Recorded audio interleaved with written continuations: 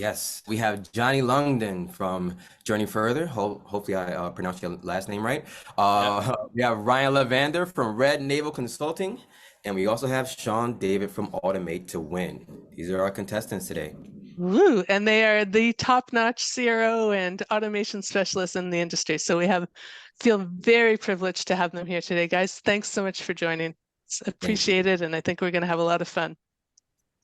All right, here are the rules of the game, everyone. We have 3 rounds where contestants will get each variation of the A/B test, right? So each round will have different time limits, and there will be a different point total, right? So round 1, 5 points, 20 seconds to choose. Round 2, 8 points, 20 seconds to choose. And then round 3, 12 points, only 10 seconds to choose. It gets a little bit difficult as we move on. So those are the rules of the game. The winner will move on to the next episode. So if they're available, we will have the next winner on the next on our next game show, which will be in another month. All right. Human or AI generated content, which version actually wins? So we've heard so much hubbub about ChatGPT and Bard and all the different AI platforms out there that can generate copy for us, that can create the best version, but can they really is the question, or do humans still have the Midas touch? So here we have version A. It says a truck buying experience you'll actually enjoy, say over 1,000 5-star Google reviewers. The text is a little bit smaller because there's so much more text. This version was generated by humans. It was handwritten by humans. And version B here, we have similar background, exact same graphic, but the text has been updated. It says Kreutz Automotive is your family dealer. So I want to know from you, which version do you think won? An audience, go ahead and put your answers in the chat. I'll give you a little bit of background on this test. The KPI was engagement leading deeper into the funnel. So just for some context, this was the hero section on the homepage. This is the first thing visitors saw.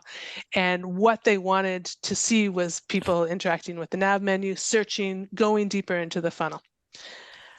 The test goal was to increase engagement and subsequent conversions, and it was all traffic. So anyone who was interested in finding a car or an automobile from Kreutz Automotive would be coming here. So it's not just targeted at experimenters, the audience is everyone. And as I mentioned, Kreutz Automotive, which is a family-owned and operated vehicle and sales repair store in the States. Now, only 30% of people guessed the right test, so even fewer than last time. And that means you have a 70% chance of getting it wrong, contestants. Now I see we have some audience members have voted a little bit. Shawn is saying he hates the font. I don't like it either, but here it is. I kind of think version A looks really ugly and really crowded and hard to read. And version B is a little bit easier to read, but you know, I don't know. Does the copy perform better? I don't know. What do you all think? So before we get the contestants to guess, I'd love to have your input. Linda is saying AI types with periods, I see. Yes, I guess so. Maybe they added that in after, but Gabrielle is saying version A, and her parents would respond better to version A. So that's interesting. I'd love to hear your thoughts. Villainless, Amanda, David, Kiki, Sebastian, tell us what you think in the chat. Version A or version B.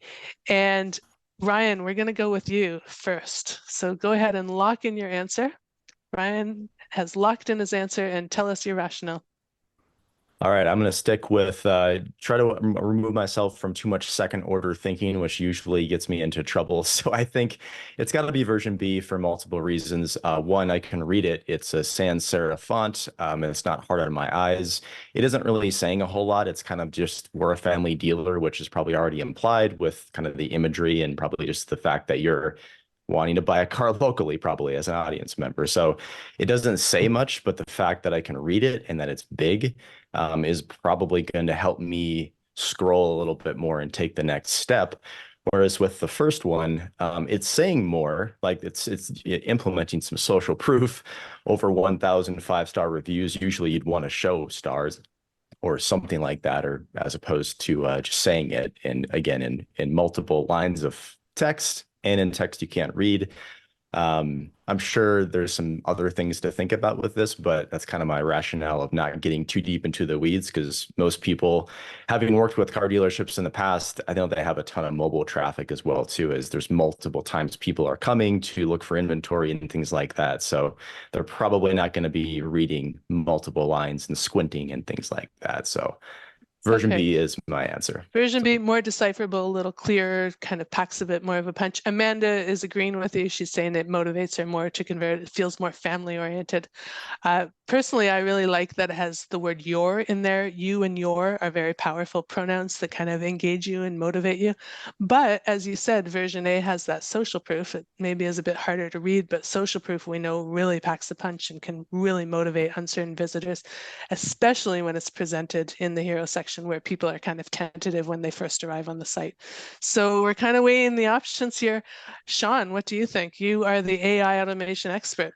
Version A or version B? Oh, I locked in A as soon as I saw this, simply because B answers the question that you're asking. And if your metrics are to continue to answer, then why would you continue to do anything from B? If my question is, what are you? B is already answered. So AI wants to answer the question as efficiently as possible. A website like this doesn't. So you're saying B wants you to convert. Fine. What are you converting for? Automotive family dealer. All right, am I going to click on the lady because that's the picture of the lady? What am I doing now? What am I here for? I'm here because I'm looking for an automotive person, right? So my brain goes to, as soon as I read this convoluted craziness which says a truck buying experience you'll actually enjoy, that should be in quotes, it's not, but whatever, say over 1,000 5-star Google reviews, immediately my brain says, okay, bullshit, where are those reviews? That means I'm going to search for these reviews. So if the metric is to get people to stay on the site, mention something that they're going to immediately call bullshit on. So they're going to go to try to find it. So they're going to scroll down. And if your 5-star reviews are directly under the fold, then now you have scroll depth. If they're on a different page, you have page thing. So if you're measuring, can I manipulate people to stay on this page? Send something like superlative and crazy, like I'm the best dealer on the planet. You know what I mean? And then you make them immediately say, no, you're not. And then that makes them search. Or they say, you know what, I am a good client like you, and I'm just a trustworthy person, and I don't think you would lie on the internet. So I'm gonna just believe that. And then if that is the case, I'm going to go search more because now I think you're awesome because you have 1,000 5-star reviews. So I think it's A because B makes more sense and humans are weird. Okay. Okay. Well, that's definitely a good rationale. I love the idea that humans are weird. Shawn and I, we both identify as robots, I think. So Yeah, I in the mean, same camp there. Now, Amanda is, I see her waffling a little bit. She went with the version B first. She said it feels more family oriented, but then she sort of jumped on your bandwagon, Shawn, and she said, well, A is a little bit harder to read, and that actually kind of makes you have to stop and read it. It makes you, if we think about system 1 and system 2 processing, it goes to system 2, you have to cognitively process it to take it in and to read it. So it's getting your attention more.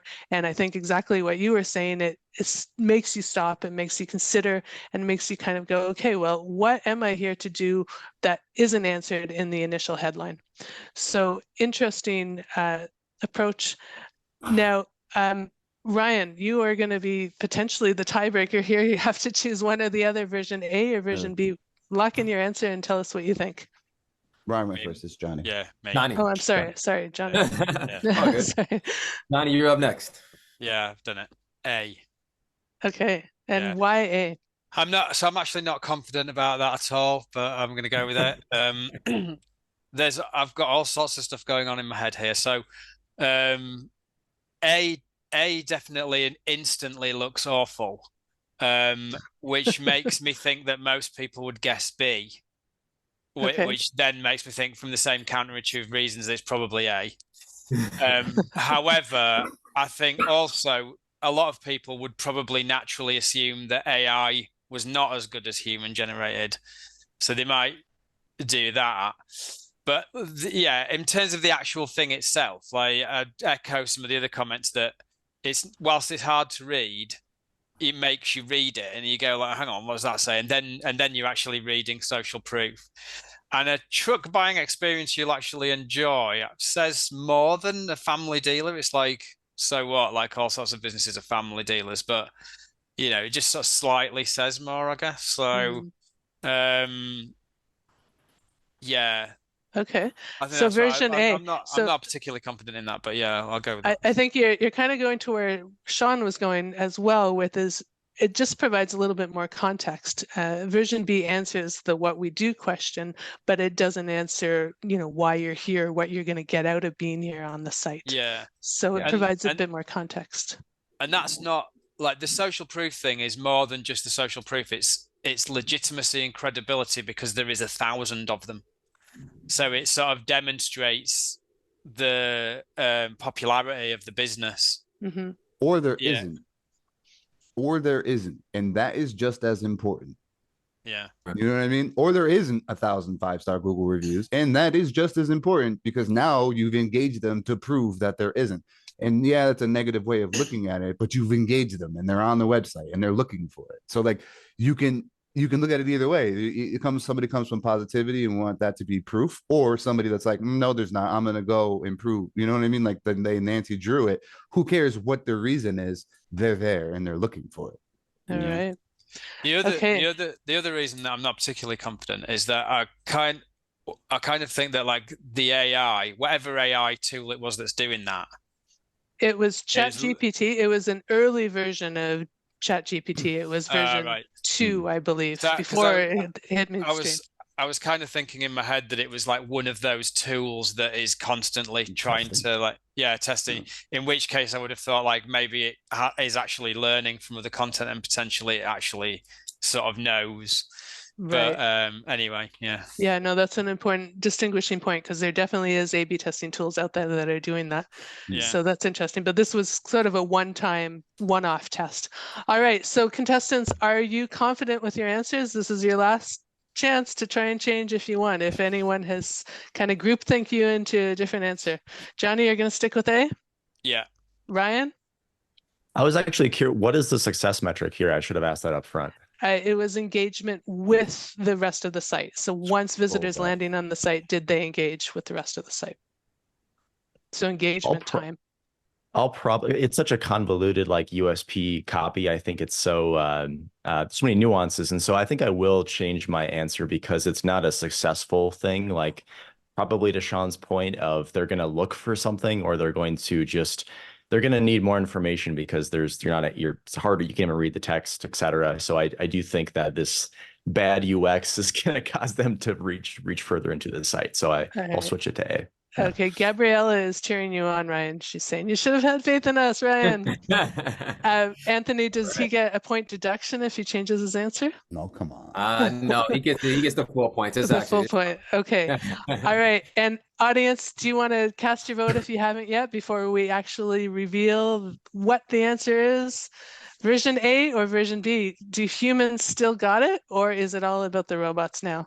Linda's saying version B. Amanda's sticking with A. All right.